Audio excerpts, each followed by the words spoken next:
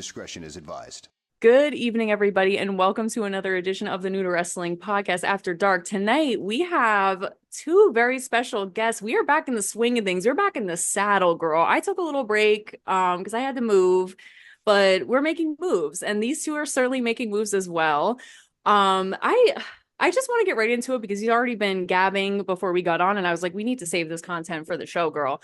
So before let's get into it. We have everybody wants to be like Miami Mike Walker, and we have a whole lot of Talotta, Vinny Talotta. We have the post game in the house tonight. Yeah. Okay. Oh yeah. Yeah. Thanks for coming out, guys. Yeah. Thank you for having us. Yeah, of Thanks course. for coming. It's such an honor. So, okay, I want to first get into, because you guys are a tag team, and if I researched correctly, the tag team came together because you guys met, and you guys are pretty good at partying together in what we would term the post game. Well, some of us would term the post game. Is this true? Yes, absolutely. I think we're two guys that never want the party to end. So even when we go out, we're having the after party, we're having the post game at the crib. It's just kind of an infectious energy that I think we both kind of bounce off each other with, and that's kind of where it came from. And I think that also, like, what you said, like, it lends itself like to jump. Oh my God, sorry, my brain just misfired. But like, you guys can energetically bounce off each other. I think that makes so much sense too for how you guys interact in the ring, because we were watching the match you guys sent us, and which we'll get into later. But I feel like that kind of, I don't want to say chaotic, but it has like an Uda chaotic like energy. I feel like is very apropos of the post game life. Well, I feel like you got to be like 100% in it for the long haul. Yeah. Yes, absolutely. Yeah, chaotic. That's one way to put it. I mean, we've had some long nights. Vin, you want to tell them what we did this past weekend? Oh man, so you know how wrestling is. Things change all the time. Unfortunately, one of the shows that we were supposed to go to got canceled. So Mike and I had to make some other plans, which ended up being going down the shore. As you do. We had a good time. We went out for a little bit, but we had to go to another show the next day. So with about an hour, and I'm going to give myself an extra 15 minutes of sleep, we ended up driving from the Jersey Shore. We had to stop at my house in Philly and then go up to another show near in northern Jersey near SummerSlam. So we were running on an hour and a half of sleep, but we we made it through. Yeah, it was miserable, but it was worth it, and it's just been a part of the lifestyle. It's kind of like a weekly basis for us. Love that. I was talking to Kelsey that like in the gay community we have something similar. They just call it afters. It's like so afters. you go out to the club, and then usually it's the drag queen, because like, if you want to get drunk under a table, find a drag queen, and they'll find you. They'll be like, where are you going where are we going for afters? I'm like, for afters, it's 4 a.m. I was saying that I'm going to my house. Right. I was saying that Xavier should like tag with like Brian Baum, be the afters, and then like you guys could be the post game, and we'll see who comes out on top at the end of the night. Oh shoot, post game versus last one standing. And I will tell you, Xavier is a boot and rally. I've seen it. But so are you a pull the trig kind of guy? Oh yeah, if I'd rather do that than sit there and be uncomfortable. Mike knows. I had a few weeks there where I had to pull trig, but you did that a few weeks in a row. Yeah. There were some times I came back, and they didn't even know I left. Right. No, absolutely. And that is him. And I won't like make a spectacle, but I'm a crawl off and die kind of girl. Like, I'll just disappear, I die, and then I went to bed, and like 3 hours later, everyone's wondering where I went, and I've been asleep. Mm-hmm. But he is like boot and rally, so you're in good company. Oh yeah. So, Vinny, I wanted to ask, so you got into wrestling, if I researched correctly. You didn't know much about wrestling, and then you were playing with, was it a cousin? Had like the So yeah. So I I was very young at that time. I didn't really know a lot about wrestling, but my cousin had like action figures and like the video Hmm. games, and that kind of like got me into it. And then I forget specifically if he showed me like an episode of Raw or like I was at home and watching it, but I was like, oh my God, this is like real life. These are like real Oh, this people. is something you can do. Right. Yeah, and I didn't even know like you could do it at the time. I just like I watch it and I was like, I just need to know more about this and do it, you Right. know? Mm. And so then how does that like get you into actually wrestling, like in a ring? Like how does that get to training?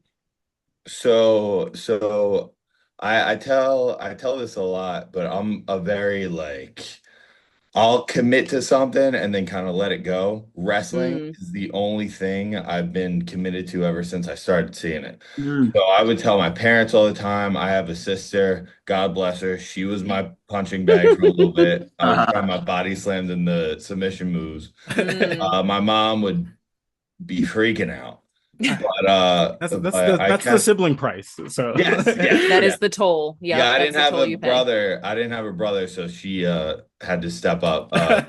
Sometimes willingly, sometimes not so much. But besides the point, I was very adamant about wanting to do it, and my family knew of a wrestler on the independents that kind of helped me out, or they knew them as a kid.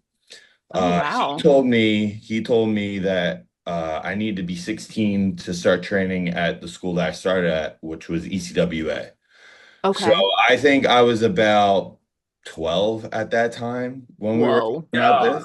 Oh my God. So Dedicated. yeah, so I was dedicated and I was like, okay, I'll wait. But I couldn't rest on that. So I actually found like a Muay Thai and Jiu-Jitsu. And Oh. and in my head, that was like the closest thing I had to pro wrestling. So Nice. I did Hmm. that for until literally I turned 16 on a Tuesday. The Thursday I was in the ring. Wow. That's dedication. Mhm. That's incredible. And I'm glad you brought up the motivation too, because this was something else. You had said previously that the hardest thing about wrestling is the motivation. But you also said your favorite thing about wrestling is the emotional investment. And I Mhm. think that's so interesting. And I was wondering if you could kind of like elaborate on that a little bit, because I think it's interesting, like the emotional investment, like can be what motivates you, but wrestling is so like it's not just mental, it's physical. It's like so many things. So like how does like your favorite thing and like the most difficult part about it like work together or work against each other? It's I think like wrestling, I love wrestling and it's athletic. It's the hardest thing that you will put on your body, Mm, but it's even harder for the mind because yeah. like Oh yeah. the way to get good at this is to stay in it. Uh, Yes. Consistency is key, and the longer you stay in it, the better you will be, especially with good people around you. So motivation is hard because there are some ups and some downs. I mentioned earlier in the podcast that a show got canceled for Hmm. us. Yes. And that's always a hit to the ego.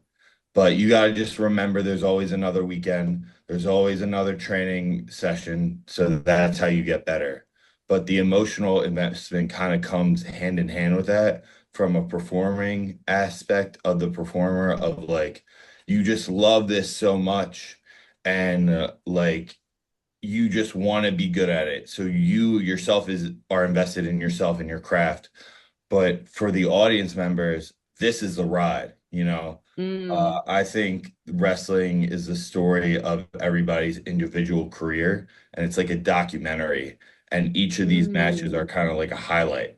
So the fans are not just invested in your character in the ring, but they are invested in the person trying to make their goal at the end of the documentary, basically. Right. yeah. Wow. That's such a good way to put that. And I feel like that wrestling is really one of those things because because again, it's true. It's like you have a character, but you also people, especially in this day and age of wrestling, where it's like people really know that there's wrestlers like behind the wrestling, like, you know, the argument about kayfabe and all of that. But it's like people really do want to see, especially their local guys, like win and make it and like go far. Like, so that's, I feel like that's such an amazing analogy about like it being a documentary. I love that. Yeah. Mike, And did you then, want to expand on that? Because it sounded like you wanted to yeah. jump in a little bit. Yeah. I think that's a good point. I think in independent wrestling, it's a whole different dynamic. Watching the wrestlers and being at the shows, it's a lot more up close and personal. Yeah. You really get invested in each guy, and everybody's trying to make WWE. They're lying to you if they say they're not, Right. or if they don't have interest in making like doing that. Like I feel like everybody has a dream of, you know, being on a TV deal or getting signed or being somewhere big. Everybody's trying to make it. You know, if you know, I can't imagine doing this and not wanting to be at WrestleMania or be in a Royal Rumble, or, you know, like that's what we looked up to as kids. That's what we grew up watching. And now that we're adults, we have kids looking up to us and fans looking at us. And now it's almost surreal when you kind of just, you know, pull away from it for a little bit and think like, wow, I'm actually doing this. Yeah. Because it gets so busy throughout the week and every weekend. It's very normal to us now doing shows week in and week out. But when you kind of step back a little bit and look at it and have that appreciativeness for it, it's kind of, it's a little humbling. It's cool though. But yeah, it's a different dynamic for sure, being on the independent level. For sure. I love that. And you got into wrestling. You were a lifelong fan. I think you specifically mentioned like the Attitude Era, like Stone Cold, The Rock. And then you also played college football, right? For 5 years at Salisbury? Yes. Work. Okay. So how do you become, because I think you had also mentioned previously that you like in high school something clicked for you, or you were like, oh, I could actually do wrestling professionally. Yes. I'm not going to give you the whole it's a long story, but long story short, I got into wrestling when I was like 5 because of my older brother. I just followed him and did everything he did and liked what he liked. And he was like 14 at the time, watching like the Attitude Era. It was probably 2002 when I was 5 when I started watching. And I remember, I don't know the specific match or moment, but I remember The Rock and Stone Cold throwing haymakers back and forth. And those were like my guys. And then I think I got even more into it when I got older. When I was in high school and I was going in to play college football, I kind of made up my mind senior year. After seeing there was a wrestling school in my area, I was like, this is what I'm going to do. I'm going to make a career out of this. I had just gotten back into wrestling after I stopped watching for, I don't know, maybe 4 to 5 years. But I got like this was like my huge mark phase, like 17 to 19. I was like super into it, like as an adult, like an older teenager adult. But I had made up my mind senior year of high school, and I just never looked back. It's been 10 years now since then. Wow. And I love that. And then, so you are from Baltimore. Yep. Which is contradictory to your name, Miami Mike. But I think that you had said that Miami is a lifestyle. Yeah. And so in terms of characterization for you as a wrestler, why Miami is a lifestyle? Like, as opposed to like a Baltimore lifestyle, a New York lifestyle, Chicago lifestyle. Like, what about Miami where you were like, Miami is the lifestyle I'm trying to embody and like present? I think the Miami lifestyle has this idea of a get rich or die trying mentality where it's really like balls to the wall, all gas, no brakes. Yes. You're going to find a way to make it happen. Yes. And I think with the partying lifestyle or whatever you want to call it, it's kind of goes hand in hand with how I perform and who I am outside of wrestling. So I think I made a huge change a few years into my career during COVID, actually. I had taken a couple trips down to Miami and spent way too much money. And when I came back, I just kind of recreated this, I guess, character, what you can call it. And I just started doing everything different from what I was taught and what I was, told to do, and just started doing what I wanted to do and dressing different and acting a certain way, a little more genuine to me. But that's originally where that came from. I love that. I love that. In just kind of the spirit of kind of like, chasing the dream, Vinny, you said you actually got a WWE tryout. So what, how did like that get there? What did that look like for you? And like, what did you take from that? Or like, what feedback did they give you? They were like, take this and like run with it, and then we'll see what you can do at down the road. Yeah. So I had my tryout. It's coming up. So it was for the SummerSlam tryout in 2021. So at the end of the month, it'll be 4 years since then. So my trainers at the time, the rep Nate and Dave, they had a tryout, and they came back, and Nate was telling me, hey, you gotta fill out the recruit thing, you gotta put it in. And I was like, I don't know, man. Like, I got these pictures, I'm not sure. The questions are hard. They make you think. They make you think a little bit. And I was just procrastinating so hard. And then like I had one question left. And I was like, I don't even know how to answer this. Like maybe I'll just wait until like a few days when I go to training and I'll talk to him. And I just set it down for like a little bit. And I'm like, I'm gonna answer it. So I wrote it down, I sent it in, and I didn't think about it. And this was, so 2021. So we're kind of coming out of COVID, and it's about 2 weeks later. And I remember this so vividly.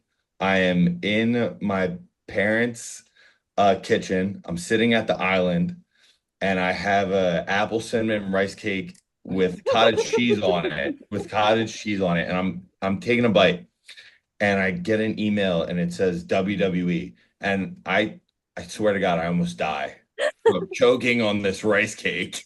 Oh my, bad way to go. So 2 weeks later, so from when I initially sent in the application, 2 weeks later, I got an email asking about the tryout. So long story short, I have to go to Vegas. This is the first tryout that they are publicly like talking about since the pandemic. So they fly me out to Vegas. I'm 20 years old in Vegas, which is always great, right? Yeah. But it was no hangover. It was a very professional trip. Yes. I was there for 3 days. The first day was like, like basic paperwork stuff, like physical. And then it was 2 days of the most humbling, most fun, and like craziest experience of my life. The first day was 2 sessions of training. I remember coming back to the hotel room and just lying on the floor because my legs hurt so bad. What? Oh my God. Man, you were in shape. That didn't do I know. I was very in shape at that time, but like they just got me. I lied down in the hotel room, and I'm like, okay, this is great. I just need to get up, shower, go to bed, and then just get through the second day. But oh my God. It was so much Remember fun. that cardio we did leading up to that? I know. Oh my God. We Mike did was there. 35 minutes straight. I know. Me and like 8 other wrestlers. 35 minutes. And it was before like me and Mike started teaming. He had everybody from Maryland come up. Oh my God. Oh my God. I was dying. The trainer had us like I don't know, should we run heat on him, beat him up in the ring for like 35 minutes. Jesus. They're like, all right, Vinny, fight back, do what you got to do, whatever. Every 2 minutes, a new guy's going to come in. And it was like 35, 40 minutes straight. I was like, this guy's in shape. This guy's going to kill it. Oh my God. I was in there for 2-3 minutes. I was gassed. I was so tired. Oh my God. You were like the first person in at the Royal Rumble, and then you just stay all the way to the end. And guess what? I still lost. Sorry. But the second day was fun. We did some promos. I did a promo just by myself, and then we did like a Survivor Series thing. So I had a team of a few guys, and then we had to talk trash about the other team. Period. And then, who was on your team? Who was on my team? The guy, his name was Vinny as well. He's actually a ref there right now. Oh, okay. And then, oh my God, I am awful with names, but I know the other guy, and I'm sorry if he sees this podcast. I'm so sorry. We follow each other on Instagram. I'm just blanking on the names right now, but he unfortunately did not get signed either.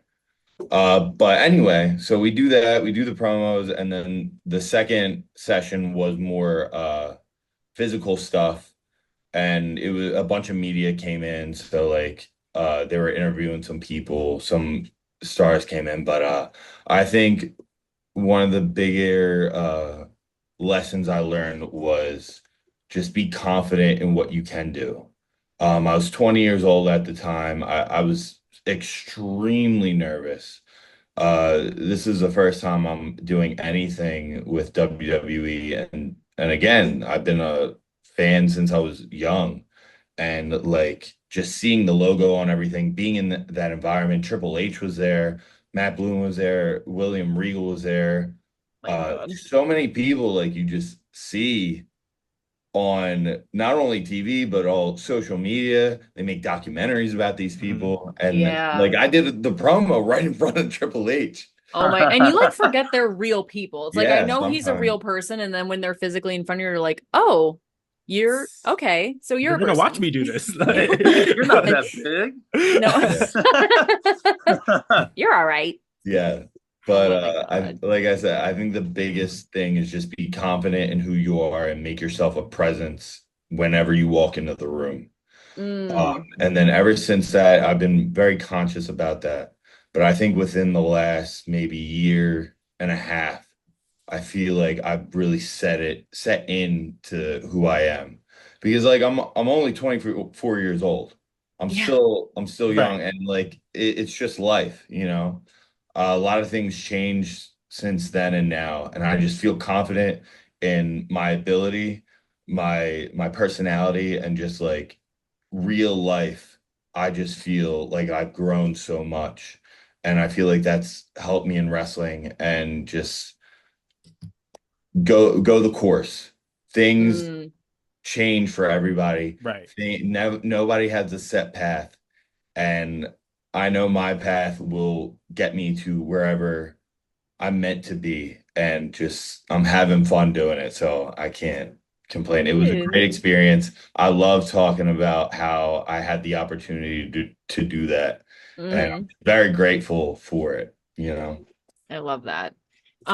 And Xavier, you gonna say something? No, go ahead. Okay. Since you Mike brought up training, this is a question I had for both of you, because tag teams, like I know obviously you guys are training together. How much of the training that you guys do is together? How much is separately? What does that look like move development, or just like, you know, getting in the ring together and, you know, figuring things out? Like, what does that look like? Yeah, so we train together at Catch Point out of right outside of Philly with Drew Gulak and Tracy Williams. Those are our two main trainers right now. They're really talented, and they have so much knowledge, and they're very giving, and they're very smart. We try to get up there at least once a week and, you know, beat up some younger guys and work on our stuff. Try to do some matches with these guys, and it's actually very helpful. I think it helps our chemistry grow. But yeah, like we'll go there every week and get some good work in, and you know, try to get better as a unit. Yes, I think a lot of the move development kind of comes from me going, "Hey, Mike, I got this stupid idea. Do you think we could do it?" I love where that. all good ideas come from. To be honest, we might practice it like once or twice, and we'll be like, "Yeah, we got it," and then we just like might do it on the show. Like, God, it's kind of. I mean, it's not. You kind of got to do it on the show to really work on it. You can rep it out at practice, but you just got to do it. Like, and just you just got to commit. You just got to, be on the same page and commit. I think that makes sense because I think, in training, it's easy, like to, with no one watching, or at least your peers watching, it's easy to like feel confident and comfortable and whatever. But like in the heat of the moment, especially wrestling, I talk about this every interview. So Xavier's probably so sick of this, but the improvisational aspect of wrestling is what blows my mind every time, where like people don't know that a lot of matches are like improvised. Like it's kind of the feel of the crowd, feel of the other wrestlers, like whatever. So that makes complete sense for me. Like when you're doing a new move, it's like the best way to kind of actually get it out there, take it someplace, is when you're in the moment. Like that makes sense to my brain, I think. And then Mike, I questioned, do you still have, is it still on your bucket list to wrestle Bad Bunny? When the hell did I say that? So what the hell did I? What? It's crazy. No, you're saying these notes, and I'm like, when did I? I'm sorry, I don't remember like when we met up or talked about any of this, and I'm like, how does she know all this? Like, the internet. The internet deep dive is my favorite part. Where the hell? I will say it was a long time ago. I made a crazy list once, and I don't know where that list went. They were kind of ridiculous, the names I put on that. They were. Some a little controversial. I don't even where did you find that? I need to know. Like it was an interview, or maybe it was a live stream you did like 2 years ago. Oh my. But you did double down. You were like, definitely Bad Bunny for sure. No, yeah, for sure. I'll send you I'll find the clip again and I'll all. send it to you. I'll send it to you later. Maybe you guys go shot for shot.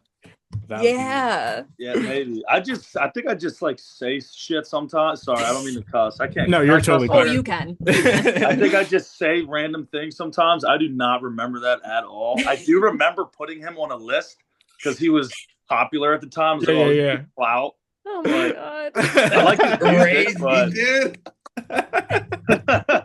That's amazing. Myself. I don't care.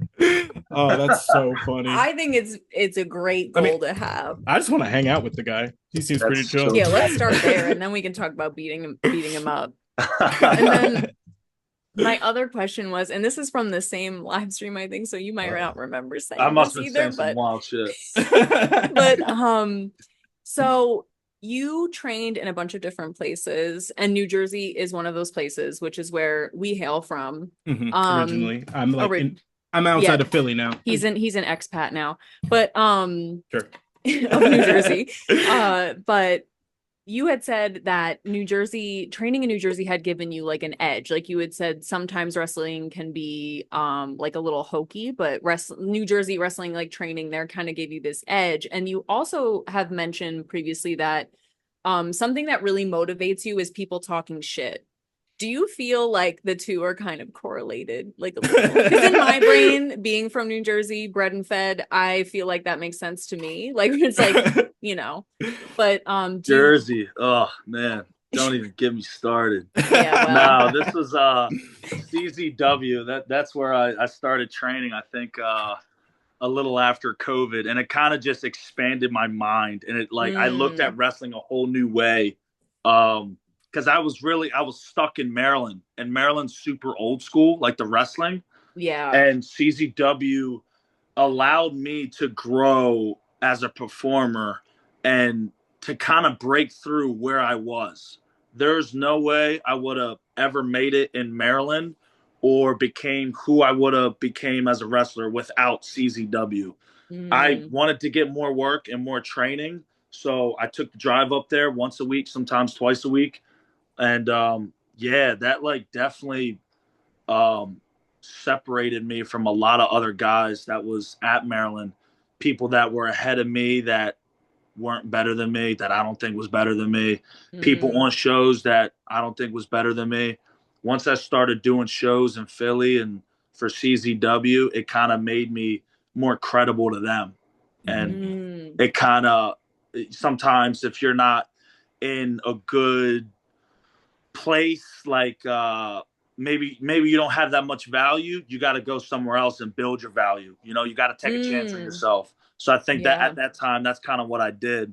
And it was a rival promotion. Not really. The promoters don't get along or whatnot, but right. That was a place where I went knowing they'd be annoyed by it and did it anyways, and it turned out great. Yeah, So, I mean, sometimes I love that. I'm like in the middle of reading it's like Brian Gewert's book. He was like one of the writers during the Attitude Era.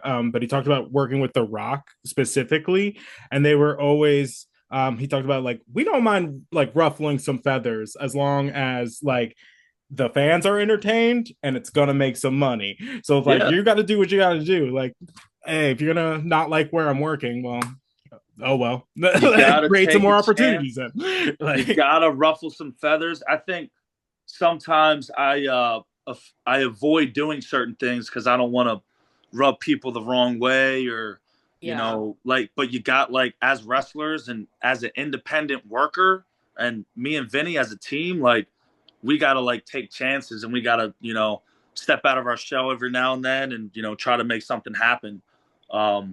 But yeah, it comes with the territory. What is it like to kind of like have to kind of advocate for yourself, not only as like a performer, but as an employee, you know what I mean? At the same time, you know what I mean? I feel like you kind of have to like, here's what you're getting as a like what you're going to get for a show, but here's also the person you're going to get, behind the scenes, like who you're hiring to work for you. Is that like an interesting thing to kind of like sell yourself in that way? Yeah. I think eventually, sometimes when you start having good matches, or you start building a fan base or whatnot, sometimes that character in the ring, people start to believe that's how you are outside the ring. And it just it has that aura to it where people start to like buy into it, like workers, fans, like people around. So I don't know. It's a tough question to answer, but I think that's kind of how I would explain that. Yeah, I could definitely add to that. A lot of people say this about us, but I think our biggest abdication for ourselves is whenever we go out and get into the ring and do what we do. I think there is little to no team, let alone talent, that could kind of like touch us in a certain sense. I feel like me and Mike are super gelled together, especially now. And our stuff is just so clean that work rate, we are one of the best teams, I think, going right now, not only in this area, but honestly, put us in any area. Easily. Yeah. We will not only go toe to toe with any team, but we're probably going to exceed them. But with that being said, with that confidence comes some perspective. People think we are just that all the time. Right. We want to work hard, and that's how we've gotten there. So it's hard sometimes because I know for me, I reach out to promoters a lot, and it's hard to get a look sometimes when you're not already all over the place. So we're very thankful for any promoter who takes that shot on us and gives us that platform to become better, Yeah. because it's like, this is a business. There's money involved. So it's like everybody wants to make sure they're in the correct spot. And I feel like whenever you put me and Mike on a show, that is the correct spot to be, because we have great value, and I feel like I said, you just see how we work, and you see the value there. Totally. That's awesome. I do want to get into the match as like a segue from that. Yeah. Because like, just in terms, so the match we're going to discuss is it is post game versus Shot Through the Heart. So that's Love Doug and TJ Crawford. Yes. And this was for the Focus Pro Wrestling Tag Team Championships. So for you guys, just kind of add to what you guys were saying, just in watching the match, you kind of see the like the total package that you guys are, as far as you can see that you guys are like, you have your different personalities, but when you come out as a unit, we're a unit. Like that's how we function, that's how we get shit done, and like it reads that way. And I thought this team in particular was a fun team to like watch you guys be against, because they've been teaming for so long. They're all over the place. Beyond open, whatever you want to call it. So they're also like getting their name out there. But they're just such a like there's such a like a whimsy to them. So I feel like it kind of like allowed for you guys to have some fun moments in the match. That not you can't pull off with every team, you know what I mean? So very why true. Did you want to show us this match specifically? Like why did you guys choose this match? I think I personally really like this match a lot. I think this is a really good example of put us in there with people who are great to see how great we can be all together. Focus Pro has really taken that opportunity with us as well, which again we appreciate so much. Are giving us these great opponents. Like even the next show we're gonna be at, we're wrestling Fresh Air, who is a team who's been on our bucket list, and we've seen them for a long time now. And a lot of people make some similarities between us and them. But Love Doug and TJ, I've known them for a while, and they are just so smooth. And the styles are different, but they mesh so well. Like this is a match that we definitely moved a little different than we usually do in some of our matches, and they pushed us a lot, and I think we pushed them. So I really like this match. I think everything just felt good. It felt raw, and I think the audience really they liked it, but we won a little bit. Yeah, and we won, and we won. Yeah, I love it though, because I'm a sucker for like the story. Give me a something. Like the way that the match ended was great. Like with your man, like the foot on the rope, your manager, and we jumping got up. show love to Hellfire. Hellfire, so shout out. Well, it's funny. We were watching it, and I was watching and I was like, wow, how crazy they sent us a match where they lose. Like, that's really wild that they would do. And then I was like, just kidding. Okay, work. I was like, which is great because I feel like it really exemplifies, especially because if we're talking about wrestling all over the place, like you're from South Philly, you're from Baltimore, you're wrestling in Maryland, you're wrestling in New Jersey, you're wrestling in Philly, you're wrestling in Massachusetts. Like, and you still, even as heels, like have such a presence. Like people really like love to talk shit about you guys, and like you guys really sensitive folk up there. A lot of sensitive folk in the New England area can vouch for that. But your chemistry in the ring is so good, especially that little moment where like you guys are wrestling each other without realizing it first, and then you're like, what? Like I don't know. So good. Made us look like idiots. Yeah, like, and I love that though, because again, like it's one of my favorite things about wrestling is that like you really can feel such acute joy rooting for the bad guy, like quote unquote, the heel, the whatever. Like you can really just feel like, oh, this is like just fucking great wrestling. So I absolutely love that. Kind of lost my train of thought complimenting you, but I think we can just take it. Keep going. I mean, I'll get on that compliments all day. Yeah.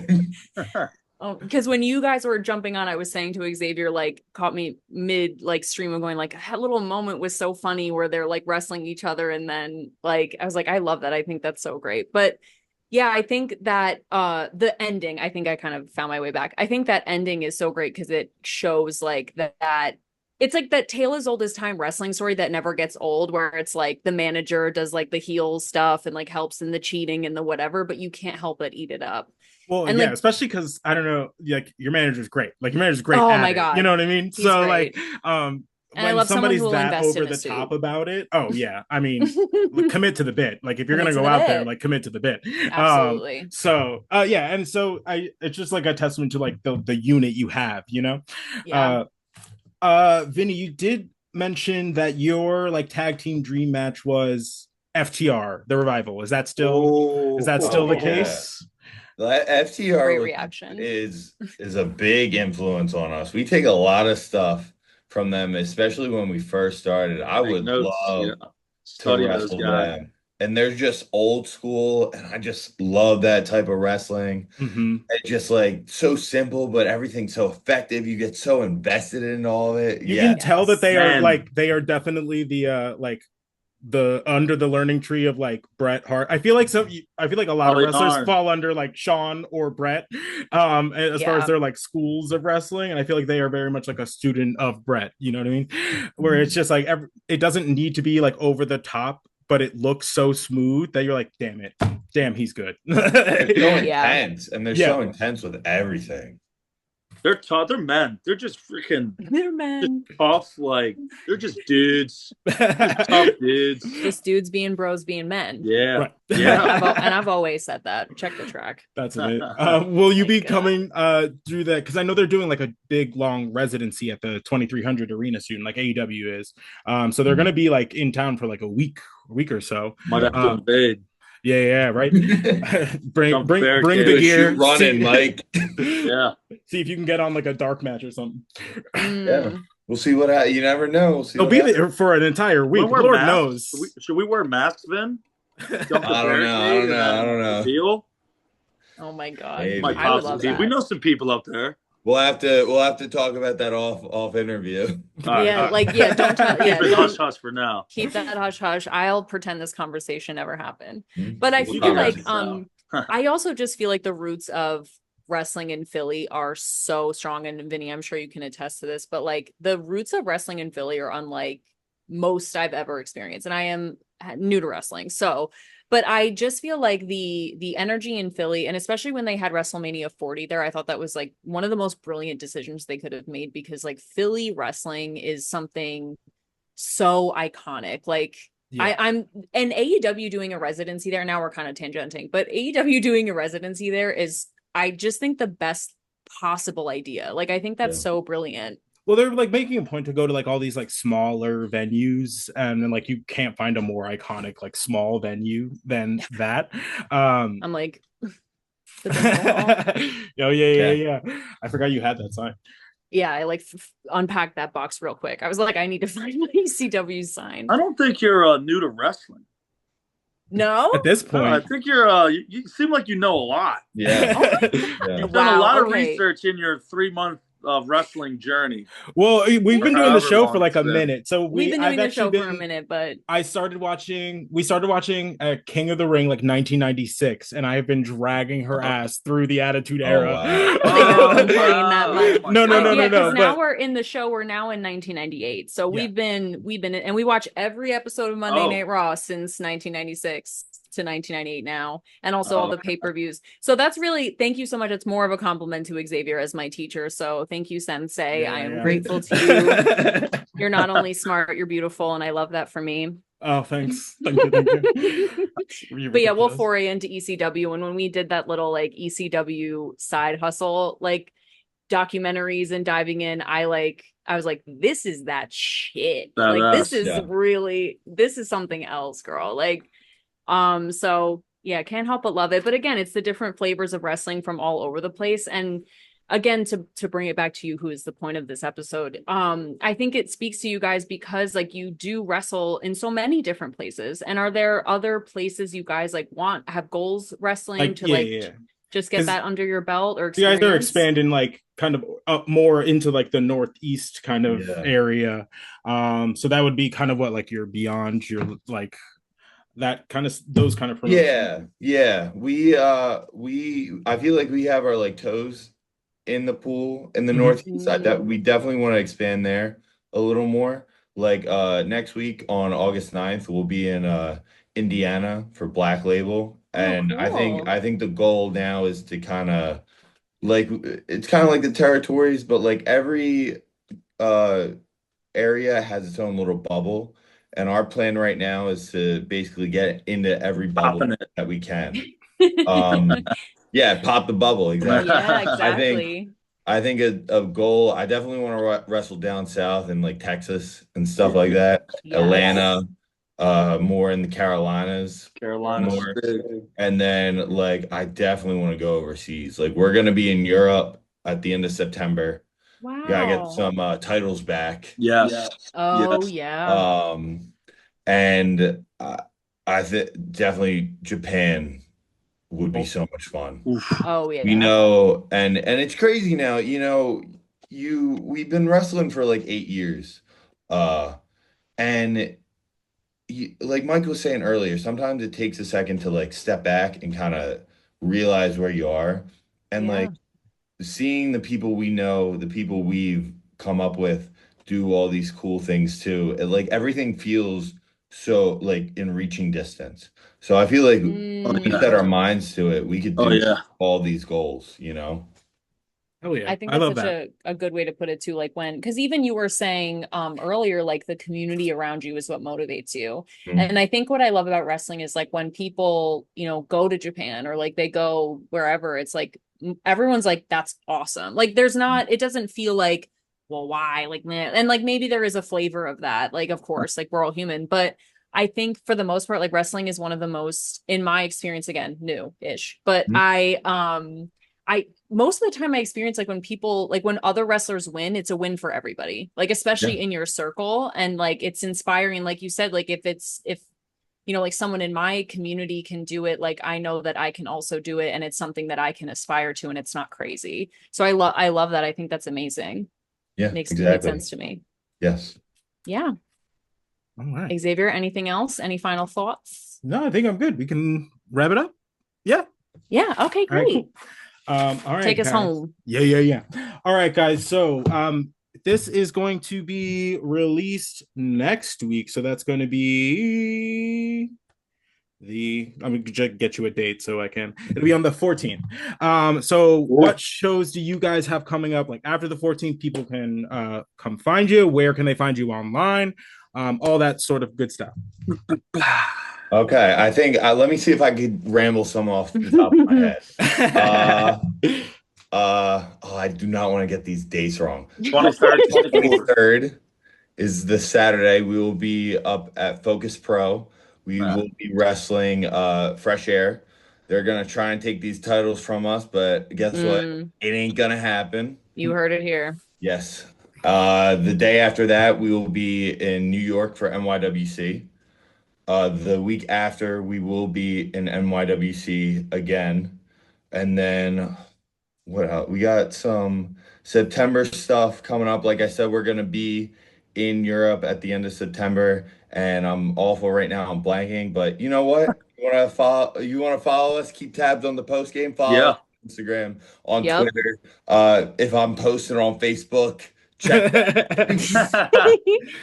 Getting really big on Facebook now. We're gonna start posting more on there. Doing numbers Yeah, my on the family book. likes all my posts on Facebook. Everyone. As they should. They don't miss. As they should. I love that. And all then right. yeah, I think Xavier, you got it. Sorry. No, you're good. Mike, where can the people find you on the internet? Yeah, so you can find me at Miami_Mike_Walker on Instagram. Twitter is work in progress. I think it's the same. Honestly, I don't know my Twitter handle. I think it is. Is it? Yeah. Yeah. And that's friendship right there. Yeah. Really. We support each other. But yeah, that's where you can find me. Love All right, that. awesome. All right, guys, thank you so much. This has been another edition of the New to Wrestling podcast After Dark. For Kelsey, Miami Mike Walker, and Vinny Talotta, we'll catch you on the next one. Bye. Oh yeah.